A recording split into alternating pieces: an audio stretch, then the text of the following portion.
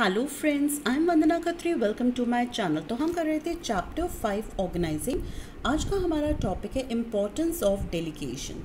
जैसे कि हम जानते हैं कि delegation is downward transfer of authority from a superior to a subordinate. यानी कि जो सुपीरियर है, जिसके पास ज़्यादा अथॉरिटी है, he is transferring his authority, the right to take decision, the power to make decision to the subordinate, that is the person who has less authority than the superior. This is called delegation of authority. और जो delegation of authority है, ये ensure करता है कि जो subordinates हैं, they are performing the task on behalf of the managers जिनके पास ज़्यादा काम है, ज़्यादा बर्डन है काम करने का in the organization, they are basically transferring their work and assigning this work to the subordinates. और सबऑर्डिनेट्स जो हैं, they are performing the task on behalf of the managers and this is helping the managers to reduce the work load. तो manager का जो work का burden है, that is being reduced and now manager can devote more time or concentrate more on important matters of the organization. So इसीलिए हम कहते हैं कि delegation एक key element है effective organizing में। Effective delegation जो है, it leads to following benefits. The first benefit is effective management. Now delegation of authority जो है, ये एक मैनेजर को हेल्प करता है कि वो अपना वर्कलोड शेयर करता है अपनी सबऑर्डिनेट्स के साथ। It helps in reducing the burden of work on top executives. तो जब एक मैनेजर रूटीन और माइनर वर्क को सबऑर्डिनेट्स को पास ऑन करता है, at that time manager has more time to devote on those important matters that require his expertise and that is why जो manager है, अब वो अपना बेस्ट यूज़ कर पाता है अपने वैल्यूबल टाइम और एबिलिटी का। मैनेजर जो डेलीगेट करता है अथॉरिटी को, वो तो अपना रिजल्ट बेटर वे में अटेन कर लेते हैं, and the one who does not delegate their authority to their subordinates, they are not able to accomplish their targets in better way. Second importance is employee development. तो as a result of delegation of authority, जो employees हैं उनको ज़्यादा opportunities provide की जा रही हैं कि वो अपने टैलेंट को यूटिलाइज़ करें properly. It is helping them to develop those necessary skills जो ज़रूरी हैं to perform the complex task of the organization. तो डेलीगेशन एक टेक्निक है जो डेवलप करता है बेटर मैनेजर्स को for future, because it is giving a chance to the subordinates so that these subordinates can use their skills, they can gain experience, they can develop themselves for higher job positions. Next importance of delegation is facilitation of growth, यानी कि organisational growth में delegation of authority हमें help करता है। तो in the process of delegation, जब managers जो हैं ये अपनी रिस्पॉन्सिबिलिटी और अथॉरिटी को पास करते हैं सबऑर्डिनेट्स को, eight that time they keep in mind the qualification and capability of all the subordinates. So whatever division of work they are doing in the organization, that is helping the subordinates to gain experience, to get expertise in that particular work which they are performing, और ये बहुत ज़रूरी है एक organisation की growth के लिए। तो डेलीगेशन बेसिकली हेल्प करता है एक ऑर्गेनाइजेशन की एक्सपेंशन में, क्योंकि ये रेडी वर्कफोर्स प्रोवाइड कर रहा है and this ready workforce can take up the positions in new ventures effectively. तो जो trained and experienced employees हैं, they are able to play important role in the launch of new projects. Next is motivation of employees. In delegation, जब एक manager अपनी responsibilities और authorities को share करता है सबऑर्डिनेट्स के साथ, तो at that time basically he is motivating the subordinates, क्योंकि जो सबऑर्डिनेट्स हैं they develop the feeling of belongingness and trust, and that is basically shown to them by their superiors. क्योंकि जब बॉस अपने सबऑर्डिनेट पे ट्रस्ट कर रहा है, तभी वो अपनी पावर डेलीगेट करेगा, so that the subordinate can perform some task, तभी वो किसी को काम देगा। तो दैट इज़ वाई जो सबऑर्डिनेट्स हैं, they get the feeling of belongingness and trust, and which is basically shown by the superiors of the organization.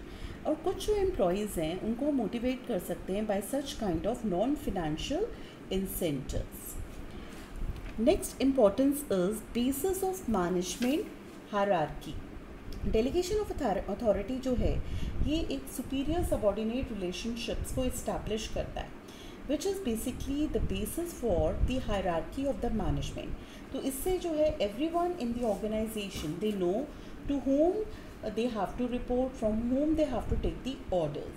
तो जो ये hierarchy which is being created in this, there is the degree of authority, that is the extent of authority and the flow of authority that determines कि किसको हमने report करना है for a particular task and from whom we have to take the instructions for a particular task. तो जो extent है delegated authority की वही डिसाइड करती है द पावर जो एक जॉब पोजीशन में हमें अवेलेबल है in order to perform that particular job in the organisation. Next benefit is better coordination. तो better coordination is basically possible as the elements of delegation, namely authority, responsibility and accountability, ये help करते हैं organization को to define powers, duties and answerability, जो कि relate करते हैं various job positions in an organization से। authority होती है power, responsibility is the duty, accountability is the answerability। तो ये जो तीन एलिमेंट्स हैं हमारे डेलीगेशन के, ये डिफाइन करते हैं अथॉरिटी, रिस्पॉन्सिबिलिटी और accountability.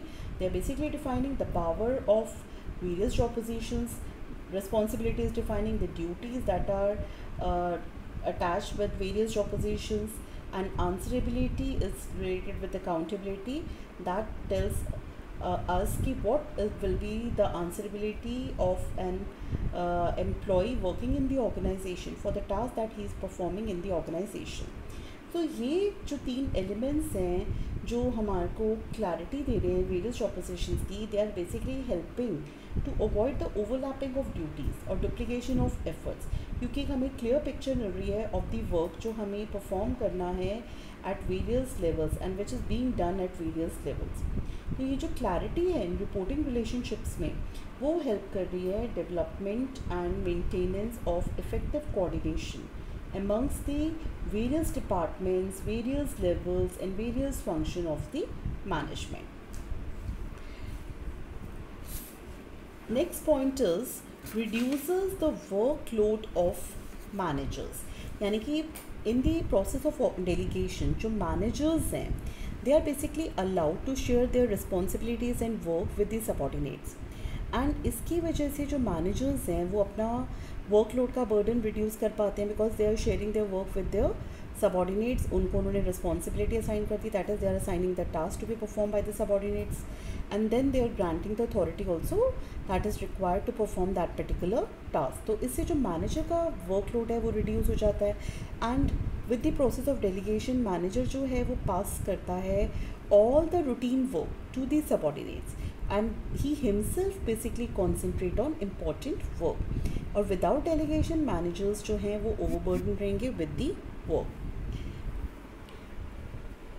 Next we have certain principles of delegation, and these principles are helping an organization to get the work done through subordinates. The first principle of delegation is for effective delegation the authority granted must be commensurate with the assigned responsibility।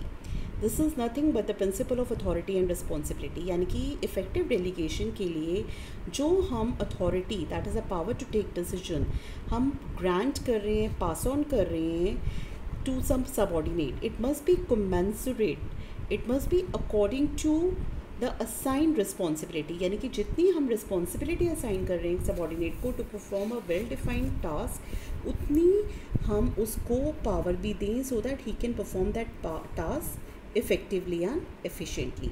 तो यहाँ पे जो important consideration है that we have to keep in mind is that both authority and responsibility is that when an employee is given responsibility for a job, हमने उसको responsibility रहा है किसी काम के लिए, तो हम उसको certain degree of authority भी दें ताकि वो necessary वर्क को कैरी कर पाए and he could give us the result. तो इफेक्टिव डेलीगेशन के लिए अथॉरिटी ग्रांटेड जो है it must be commensurate with the assigned responsibility.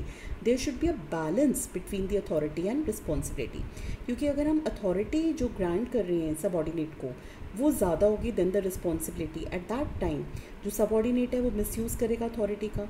और अगर हम रिस्पॉन्सिबिलिटी ज़्यादा असाइन कर रहे हैं सबॉर्डिनेट को and we are not granting him the authority according to that, तो एट दैट टाइम जो सबॉर्डिनेट है he will become ineffective because he won't be able to perform his task, क्योंकि उसके पास जो ज़रूरी अथॉरिटी है that is not available. So this is the first principle of delegation, that is nothing but the principle of authority and responsibility, जो कहता है कि there should be a balance of authority and responsibility, they should be commensurate with each other. Next principle is the authority granted to a subordinate can be taken back and re-delegated to another person. यानी कि जो authority हमने pass on की एक subordinate को to perform a well-defined task, that we can take back and then we can re-delegate it, re-transfer it to another person. तो अगर subordinate fail हो जाता है to perform the assigned task, जो काम हमने उसको दिया वो नहीं कर पा रहा, he has failed in that, at that time हम उससे वो authority, वो power, वो right to take decision जो हमने ग्रांट किया था अर्लियर वो हम उससे वापस ले सकते हैं, and then we can redelegate that to another person so that the work is being completed or accomplished. Last principle is delegation does not mean abdication. This is the principle of absoluteness of accountability. यानी कि delegation का मतलब avoidance नहीं है. We cannot abdicate by delegating the authority to a subordinate. Delegation जो है ये एक manager को help करता है कि वो अपना area of operations extend कर पाए. That is, he can concentrate more on important issues that are basically to be taken by him by virtue of his position. तो delegation का मतलब abdication नहीं है.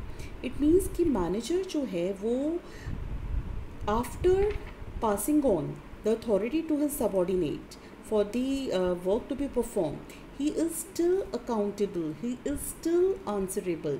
Delegation of authority जो है एक एम्प्लॉय को पावर प्रोवाइड करता है कि वो एक्ट कर पाए, एक्टिविटीज़ परफॉर्म कर पाए अपने सुपीरियर के लिए, बट सुपीरियर जो है वो आंसरेबल होता है फॉर द फाइनल आउटकम. अगर सबॉर्डिनेट टारगेट को अटेन नहीं कर पाता, अल्टीमेट अकाउंटेबिलिटी सुपीरियर की ही होती है. दस irrespective of the extent of delegated authority, जितनी भी हमने डेलीगेशन की है, जितनी भी हमने अथॉरिटी ट्रांसफ़र करी है, उससे कोई मतलब नहीं है. मैनेजर जो है ही इज़ ऑलवेज अकाउंटेबल और answerable to the same extent as before delegation. यानी कि जब उसने अथॉरिटी डेलीगेट नहीं करी थी, जितनी रिस्पॉन्सिबिलिटी, जितनी आंसरेबिलिटी मैनेजर की तब बनती थी उस काम के लिए, वो डेलीगेशन ऑफ अथॉरिटी के बाद भी सेम है. There is no change in that. तो ये इंडिकेट करता है कि मैनेजर जो है ही मस्ट इंश्योर कि जो भी सबॉर्डिनेट्स को काम दिया गया है, अथॉरिटी ग्रांट की गई है उस काम को करने के लिए, that subordinate is performing his duties properly, and that is why it is generally enforced through regular feedback on the extent of work accomplish, कि कितना काम उसने किया है, हम उससे रेगुलर फीडबैक लेते रहते हैं so that we can make out कि whether the work is performed by the subordinate or not. This is called principle of absoluteness of accountability, and this is very very important principle of delegation. Now let us understand this with the help of an example. For example, जो directors हैं company जो manufacture कर रही है computers को, उन्होंने अपने marketing manager को टारगेट दिया कि they will sell 100 computers in a day, और मार्केटिंग मैनेजर ने ये डेलीगेट कर दिया टास्क सेल्स मैनेजर को, जो कि मार्केटिंग मैनेजर के अंडर वर्क कर रहा था. बट जो अथॉरिटी थी डिस्काउंट प्रोवाइड करने की, वो सेल्स मैनेजर को प्रोवाइड नहीं की गई.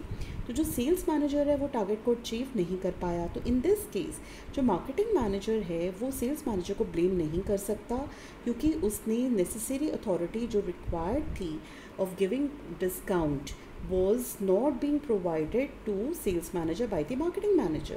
तो जो authority grant की थी sales manager को, that can be taken back and then it can be redelegated to another person.